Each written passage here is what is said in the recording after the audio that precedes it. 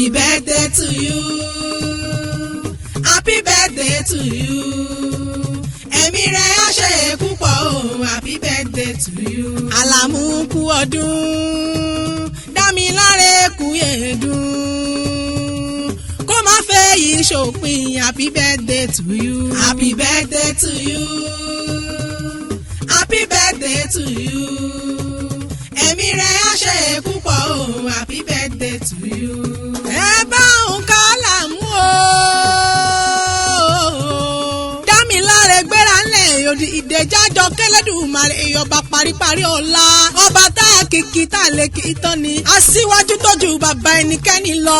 Àràmọ́túndé lónìí bí ṣe èmi ni. Àròyé níṣẹ́ ẹ̀ bákà ìgbé kíké níṣẹ́ ẹ̀ lóko. Mo dé nítorí ẹni bí ẹni. Mo dé nítorí ọlọ́jọ́ bí tòní. Dámiláre ni mò ń pè yẹn. Ṣé ni ó máa rin ìyẹn fanda ọdún ẹ̀ lóde. Happy birthday Yusuf ọmọ Abdul-Lateef bàbá rere tó dolóògbé lọ́jọ́ ọjọ́sí. Kọ́lọ́hún ó délẹ̀ fẹ́ni re.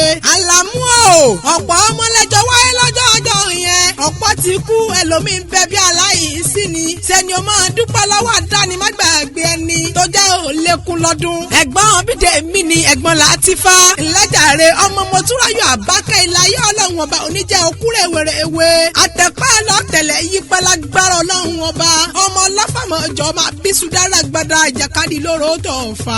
Ọmọ ẹ̀sà nírẹ̀ ọ̀yẹ́ ìtakíọ́là. Àlàmú ṣe bíjà kan ìjà kan tí wọ́n míjà lé ọlọ́fàmọ́jọ́ ń jọ́ sí. Wọ́n ló sojú ebè lọ́fà. Ó sojú porónú oko. Ó sojú lákọ̀ọ̀rùn nínú oko. Èrè ni lọ́fà kálẹ̀ ìbàrà ní láìmí kánú oko. Orí ìbásojú olóko ìbàlà àwọn nílé yín. Ẹ̀yin lọmọ gúnugún mo rí mo dásà kẹ́ẹ̀rírí. Ìwọ́lá àkàlà tí mo rí mo dásà kẹ́ẹ̀mbẹ̀kù. Dámiláre mo rí mo dásà láàmì lápá. Ìyẹ̀rú ọ̀kìn mo rí mo dásà láàmì lọ́bẹ̀. Àlàmú o sì rọ́ lálàmí o. Bó o bá làmí má bàa jáde ó gbilẹ̀ lápá mi. Ọmọ abisu dára gbada ọ̀kìn ọlọ́fà bíi ìdíyọmẹ́ni. Ọmọ pínrin láàrẹ torí pé ká ò gbọ́dọ̀ jù kan lọ́fà. Bí kan bá jù kan lé ọlọ́fà mọ́ ọjọ́gun ní dásílẹ̀ bàbá tó bí ọlọ́mọ. Ó dilé àwọn yeye tó bí yín lọ́mọ.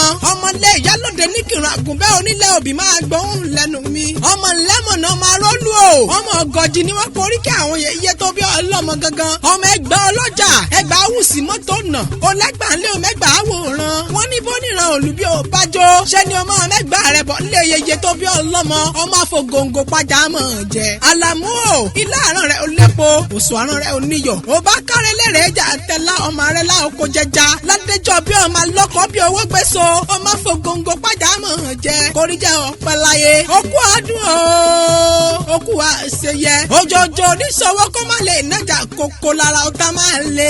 Òní kú fọ́tà ayọ̀ maráyé òní fẹ́ gbà fún ọ lóúnjẹ. Ìyá tí mo bẹ̀rẹ̀ ayé rẹ̀ o. Kò ní mọ sáré ìyá lágbára ọlọ́run ọba. Ó mọ ọbẹ̀ ní ibẹ̀ sùn àtẹ́lẹsẹ̀ abẹ́ ẹ̀nà pẹ̀pẹ̀. Láti iléeṣẹ́ Wùmí Àrà Media Concept láti ń kí ọkú ọdún. Ní wọ́n yà mọ́dọ́ ó tún jọ péjú ṣe lè yí fún ọ lágbára ọlọ́run ọba. Ìgbà ọdún kan. Happy birthday to you. Happy birthday to you. Ẹ̀mí rẹ̀ á ṣe púpọ̀ o. Happy birthday to you.